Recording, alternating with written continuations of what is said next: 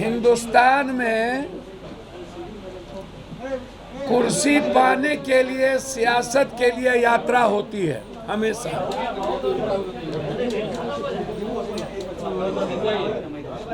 बिहार में यात्रा सत्ता की, कुर्सी पाने की, सियासत की यात्रा होती है। कोई भी ऐसा नेता जो यह नहीं कह सकता हो कि उन्होंने कभी लाठी खाया हो, कभी संघर्ष किया हो, किसी गरीब की मदद की हो, चुनावी साल के पहले उनका कोई बिहार के संदर्भ में कोई मतलब हो ना, ऐसे ऐसे नेता देश में आ गए जो हमेशा बैक दरवाजे से देश के संविधान, लोकतंत्र के लिए खतरा रहते हैं, समाज के लिए खतरा रहता है। और उनकी यात्रा होती है सिर्फ सत्ता, सियासत, कुर्सी के लिए।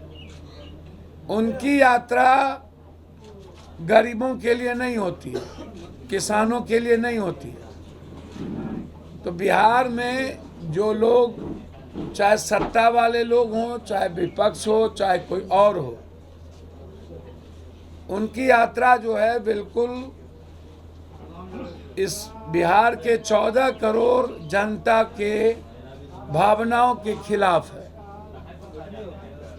उसकी आज़ादी के खिलाफ है, लोकतंत्र, बिहार की संवैधानिक और लोकतांत्रिक मूल्यों के खिलाफ है। उनकी, इन लोगों की यात्रा सिर्फ सत्ता के लिए केंद्रित है। 29 तारीख से जो हमारी यात्रा निकलेगी, देखिए उसमें दो बात, एक ही बात है। आज मुद्दे तो अनेक हैं, मुद्दे ST/SC हक को लेके भी है, EBC हक को लेके भी है, OBC हक को, अधिकार आरक्षण को लेके भी है। जिन लोगों ने सब कुछ समाप्त किया है, OBC लीडरों ने, चाहे जाति जनगणना का मामला हो, इन अधिकारों को लेकर के। लेकिन मेरा जो सबसे बड़ा मुद्दा आज है, उसी में सब कुछ है। मैं इस देश में चाहता हूं कि कोई भी देश के लोग उठे तो मंदिर में शिव का, कृष्ण का, राम की स्तुति सुने, गुरुद्वारे से गुरबानी सुने, चर्च से जीसस की वो प्रेयर, प्रार्थना सुने, लेकिन मस्जिद से भी अजान सुने। लगातार आम आदमी की आज़ादी पर हमला से होते होते जिस तरीके से लगातार इस हिंदुस्तान में 20 सालों के अंदर, 10 सालों के अंदर मुसलमान खाएगा, मदरसा में क्या पढ़ेगा, दलित की पढ़ाई होगी कि नहीं, जो पढ़ेंगे वो इनसे पूछेंगे मदरसा की पढ़ाई में क्या होगी, जिएंगे कैसे, खाएंगे क्या, घर बनाएंगे तो इनसे पूछेंगे, और अब मरने के बाद कब्रिस्तान में जाएंगे तो टैक्स अदानी अंबानी को देंगे, इनसे पूछेंगे। तो क्या आप जीते जी तो मारते रहे जेल में? अभी दिल्ली हाईकोर्ट ने दिल्ली के 4 दंगे में जिनका नाम इन्वॉल्व किया था, उन चारों को बरी कर दिया। तो आप तो धर्मों पर की जो स्वतंत्रता है, किसी भी धर्म, उसकी आज़ादी पर जो हमला है आपके, हम उसके खिलाफ, चाहे सिखिज्म हो, चाहे ईसाईयत हो, चाहे इस्लामिक हो, हम उसके खिलाफ। आप विकास का काम करिए, हम साथ देंगे। आप बिहार को विशेष राज्य, विशेष पैकेज दीजिए, हम आपके साथ खड़े रहेंगे। बिहार के युवाओं को आप नौकरी दीजिए, खड़े रहेंगे। अग्निवीर खत्म करिए, खड़े रहेंगे।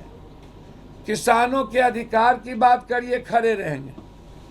हम सरकार के विरोधी नहीं हैं, लेकिन आप किसी भी धर्मों की आज़ादी की को छीनेंगे तो हम उसके खिलाफ रहेंगे, एकदम रहेंगे। इसीलिए हमने वक्फ कब्रिस्तान अधिकार यात्रा की शुरुआत 29 तारीख से हम अररिया, 30 तारीख को किशनगंज, 31 को कटिहार, कोसी सीमांचल होते हुए पटना के गांधी मैदान आए।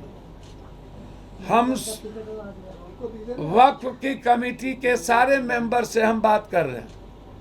इमारत शरिया से लेकर इस्लामिक जितने इदारा हैं, मिल्ली काउंसिल से लेकर के सबके इदारे के जो चीफ है उनसे मेरी बातचीत हुई है। हमने अन्य धर्मों के लोगों से भी बातचीत की है। यदि इस तरह यह काला कानून लाते गए और कभी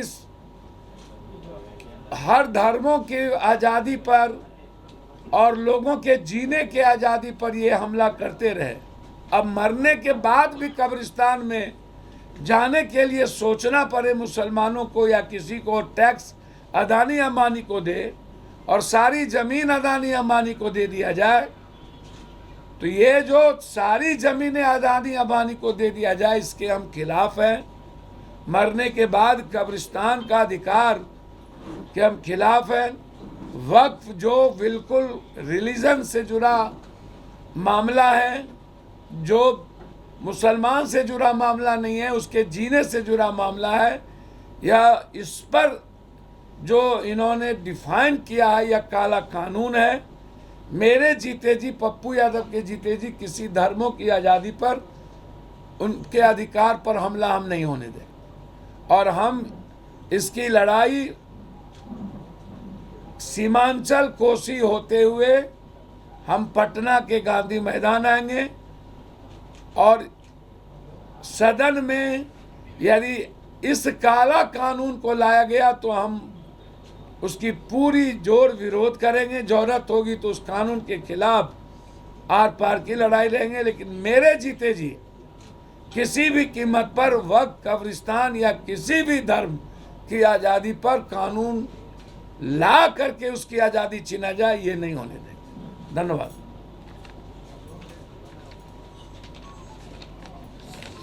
एक सवाल है सर, सर बोल दिया। फतुआ के गोविंदपुर में हिंदुओं के जमीन पे वक्फ बोर्ड ने नोटिस चिपका दिया है सर। वहाँ पे हिंदू परिवार ही नहीं, मुस्लिम परिवार भी वहाँ पे। आपको पता नहीं है, तब हिंदू हम से आप डिफाइन करते हैं। गोविंदपुर की ज़मीन पर न्याय सरकार को करनी है। ज़मीन किसी का भी हो, उस पर कोई नहीं चिपका सकता है, चाहे वक्फ भी हो चाहे किसी का निजी हो। हम उसके विरोध में। नेताजी, एक सवाल है कि वक्फ बोर्ड का एक और नियम है कि उसके खिलाफ आप हाई कोर्ट भी नहीं जा सकते हैं अगर वो आपको जो है कर देता है कि ये वक्फ के अंदर जमीन आपकी आ रही है। सर, वक्फ बोर्ड की नियम हो सकते हैं। जब कानून बदलने की बात ये लोग कर रहे हैं, काला कानून क्लोजर जो 40 और आर्टिकल ऐसी है, तो उसमें बहुत सारी इन्होंने कानून को बदलने की बात कर दी है। तो जब वो कानून ही बदल जाएगा, एक्ट ही बदल जाएगा, तो आप सभी जगह जाने को, कल के दिन कोई पूछेगा कि कब्रिस्तान का रजिस्ट्रेशन है कि नहीं, मस्जिद का रजिस्ट्रेशन है कि नहीं, अमुक चीज़ का रजिस्ट्रेशन है कि नहीं, इस मंदिर का रजिस्ट्रेशन है कि नहीं।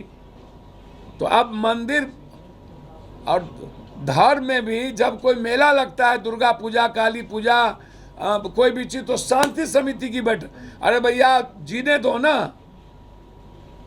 पूजा में भी दंगा हो रहा है क्या? हर चीज़ में इनका अपना तरीका है। तो इसीलिए जब ये एक्ट बदल करके कानून ला करके आज़ादी पर हमला कर रहा है, उस पर दाम कर रहे हैं। इसीलिए 29 तारीख से यात्रा अररिया से शुरू कर रहे हैं और पटना आएंगे।